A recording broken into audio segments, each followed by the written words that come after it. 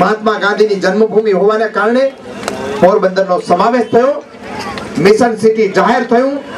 872 કરોડ રૂપિયાની યોજના વડાપ્રધાને પોરબંદર માટે મંજૂર કરાવી છે. 872 કરોડ. 3 કરોડની જગ્યાએ 872 કરોડ વપરાશે. પોરબંદરના તમામ રસ્તાઓ નવા થવાના. 26 કરોડ રૂપિયાને ખર્ચે પોરબંદરમાં પાઇપલાઇન નું કામ 15 દિવસમાં શરૂ થવાનું.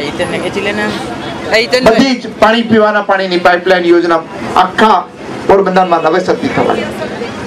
અંડરગ્રાઉન્ડ ગટર ખુલી છે, એની જગ્યાએ ભૂગર્ભ ગટર આવવાની. 128 કરોડ રૂપિયાને ખર્ચે ભૂગર્ભ ગટરનું કામ 1.5 મહિનામાં શરૂ થવાનું. પોરબંદરના રસ્તાઓ 300 કરોડ રૂપિયાને ખર્ચે બધા જ રસ્તાઓ નવેસરથી થઈ જવાના. સ્ટ્રીટ લાઇટો નવી થવાની. પોરબંદરનો ચહેરો બદલાઈ જવાનો. પ્રવાસન માટે થઈને 55 કરોડ રૂપિયા આપણે મંજૂર કરાવ્યા છે. ચોપાટી સહિતનો બધો આખો નવેસરથી બની જવાનો. હું વડાપ્રધાન ડોક્ટર મનમોહન સિંહનો આભાર માનું કે પોરબંદર માટે એમણે યોજના મંજૂર કરી છે. ત્યારે આપ સૌને વિનંતી કરવા આવ્યો છું. પોરબંદરમાં ઘણા કામો થયા છે.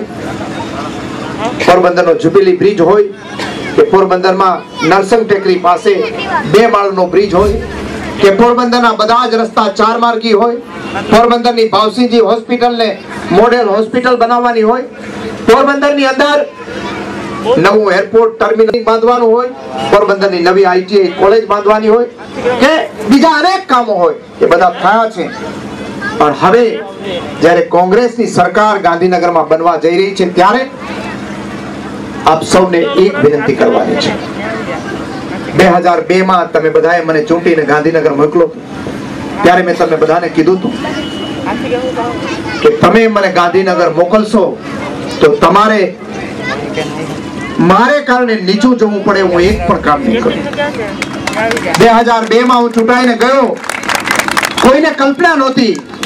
કોંગ્રેસ પક્ષે મને વિરોધ પક્ષનો નેતા બનાવ્યો અને ફરી પાછો આ વખતે કોંગ્રેસ પક્ષને જીતાડવાની જવાબદારી પ્રદેશ પ્રમુખ તરીકે મને આપી છે. આ સમયગાળાની અંદર કામ કર્યું છે, પણ તમારે બધાએ શરમાવવું પડે એવું એક પણ કામ કર્યું. મારે સામેવાળા ઉમેદવાર છે, મારે એની ચર્ચા નથી કરવી, પણ એનો એક પગ પોરબંદરમાં ને એક પગ જેલમાં હોય છે. 550 કરોડ રૂપિયાની આખા હિન્દુસ્તાનની અંદર સૌથી વધારેમાં વધારે મોટામાં મોટી ખનીજ ચોરી કોણે કરી? આંખો વીચીને એમ કહે કે રેડી બ્રધર્સે કરી. અને બીજા નંબરની ચોરી કોણે કરી? તો પોરબંદર વાળા ભાઈ જે મારી સામે ઉભા છે એમને કરી. 550 કરોડ રૂપિયાની ચોરી. પોરબંદરની અંદર હું આવીશ તો બહેનોના નામે મકાનોની વાત કરીશ અને ભાઈ આવશે તો કમલાબાગની બાજુમાં 40 એકર જે એસએસસી ની જમીન છે પડાવી લીધી છે 15 કરોડ રૂપિયામાં. કોર્ટે સ્ટે આપેલો છે, ઉઠાવવાનું કામ પેલું કરશે. હું નહીં કરું. જે દિવસે પેટ નહીં ભરાય તેથી ફોડી નાખીશું, પણ આવા ધંધા હું કોઈ દિવસ નથી કરવાનો, એટલી ખાતરી આપી દઉં. હું તમને બધાને ખાસ કરીને અહીંયા જે યુવાન મિત્રો આવ્યા છે ને કહેવાનું છે કે 20મી તારીખ પછી કોંગ્રેસની સરકાર બનવાની છે અને એ સરકાર બનવાની છે. હું પ્રદેશ કોંગ્રેસ સમિતિનો પ્રમુખ છું એટલે કહું છું કે સરકાર મારી સરકાર બનવાની છે.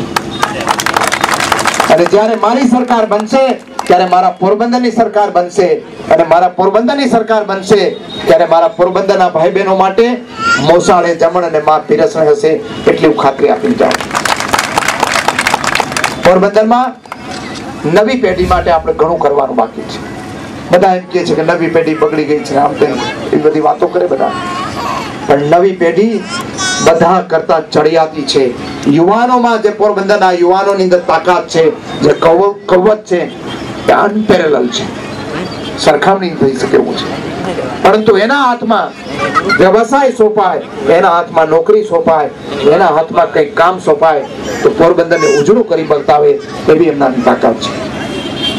આપણી સરકાર આવશે, નવો ધંધો રોજગાર બધું લઈ આવી અને યુવા પેઢી માટે આપણે કંઈક કરીશું.